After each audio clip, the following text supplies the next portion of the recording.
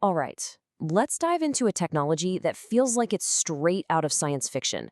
We're talking about something that could solve problems we currently consider impossible. But, and this is a big but, it's built on a foundation so delicate, so fragile, that it can literally fall apart in the blink of an eye. This is the incredible promise and the very real peril of quantum computing.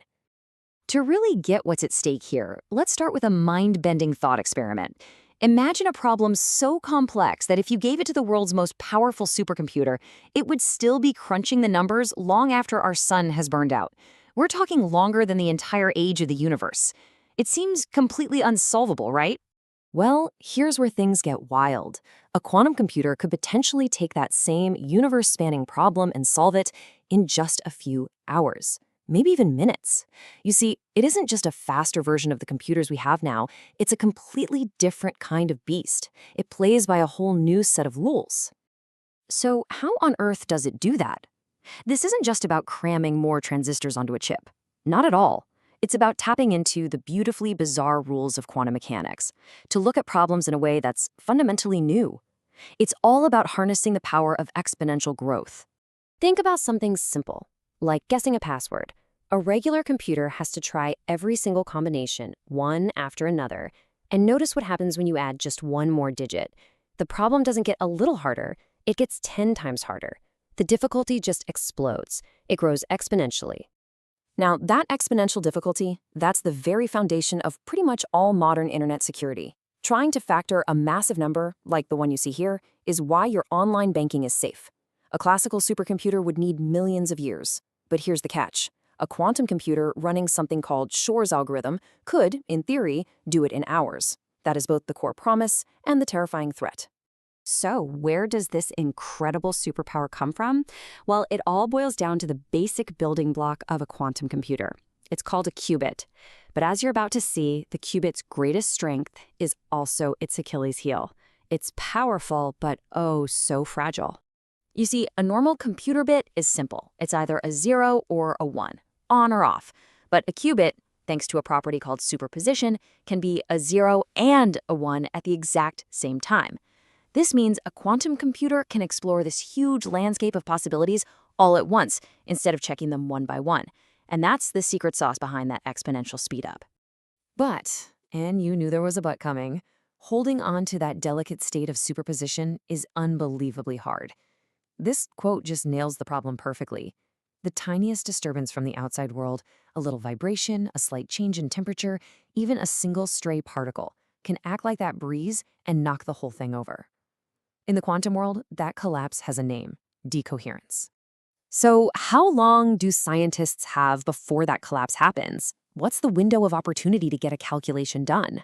Right now, on some of our very best quantum machines, it's about 100 microseconds. That's 1/10,000th of a second. Imagine trying to solve a cosmic-level problem when your entire computer basically vanishes every few moments. That's the insane race against decoherence. This means that building a quantum computer isn't just about making qubits. It's about building a fortress around them. It's a constant battle to protect them from the outside world, and the engineering that goes into fighting decoherence is, frankly, just incredible. First, you have to know your enemy, and it turns out pretty much everything in our normal environment is hostile to a qubit. Heat makes it jiggle and lose its state. Vibrations are like tiny earthquakes. And any stray radio wave or magnetic field can be that breeze that knocks our perfectly balanced pencil right off its tip. So, the solutions have to be just as extreme. We're talking about creating some of the most stable, most isolated environments anywhere on Earth. They use mind-bogglingly cold temperatures to stop thermal vibrations. They use vacuum chambers to get rid of any stray atoms. And on top of all that, they're developing really clever error correction schemes, where a whole team of physical qubits work together just to create one more stable logical qubit. And just to give you a sense of how extreme is, check this out. IBM's quantum computers are cooled down to a tiny fraction of a degree above absolute zero. That is literally colder than the blackness of deep space. It's just amazing. Okay, so we've got this unbelievably powerful, yet unbelievably delicate technology. So what can we actually do with it? Right now, today, let's take a second to separate the massive hype from the current reality. So let's be clear, a quantum computer is not going to replace your laptop. In fact, it's absolutely terrible at the things your laptop is great at, like browsing the web or writing an email. And while that threat to encryption is very real down the road, today's machines are just nowhere near big or stable enough to crack the codes that protect our data. So where are they useful?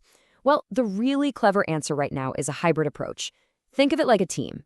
The classical computer does all the heavy lifting, but when it hits a nasty bottleneck, a part of the problem with just a ridiculous number of possibilities, it basically hands off just that piece to the quantum computer.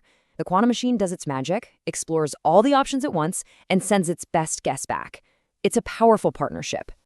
And this isn't just some theory. Big companies are already kicking the tires. Volkswagen is using it to optimize things like traffic flow. JP Morgan Chase is exploring it for financial risk analysis. It's being tested for everything from designing new drugs to making global supply chains more efficient.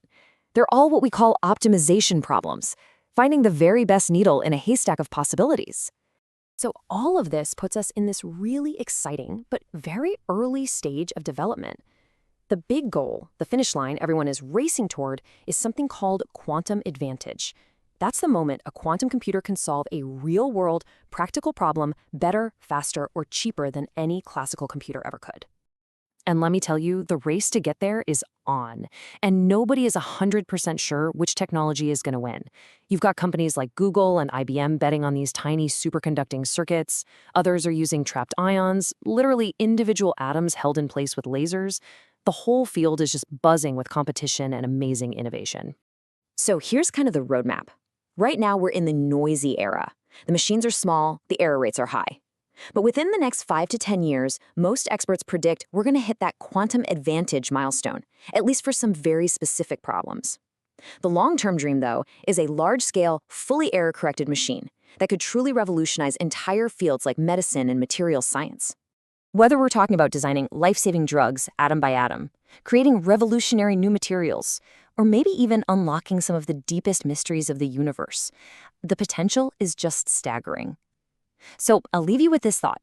When you look at that incredible future, what part of it excites you the most?